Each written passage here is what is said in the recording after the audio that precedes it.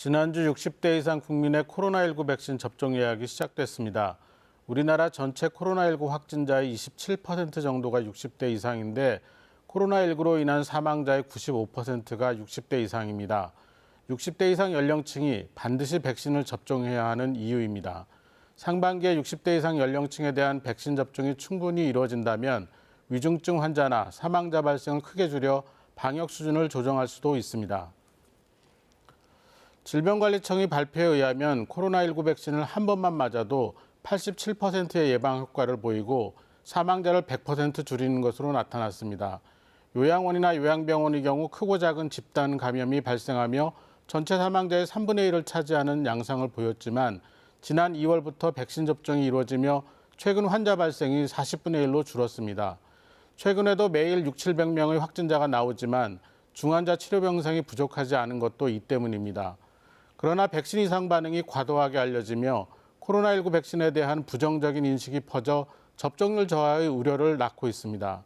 우리나라에서 백신 접종 후 이상 반응이 신고된 비율은 0.2%에 불과하고 이 중 90%가 경미한 이상 반응입니다. 아나필락시스와 같은 중증 이상 반응도 현장에서 적절히 대응이 이루어져 심각한 문제가 된 경우가 거의 없습니다.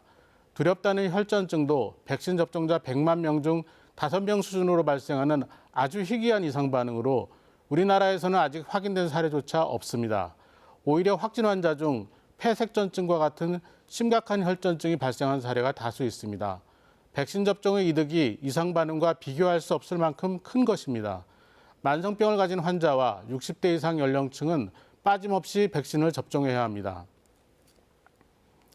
정부는 백신 접종에 대한 우려를 불식시키기 위해 최선을 다해야 합니다. 백신 접종에 따른 이상 반응에 대한 정보를 주기적으로 투명하게 공개하고 인과관계가 분명하지 않은 이상 반응자에게도 포괄적인 지원을 해야 합니다. 백신 접종자에 대한 다양한 보상 방법도 찾아 나가야 합니다. 백신 접종만이 이 길고 힘든 거리두기를 완화시키고 지속되는 사회경제적 피해를 최소화할 수 있습니다.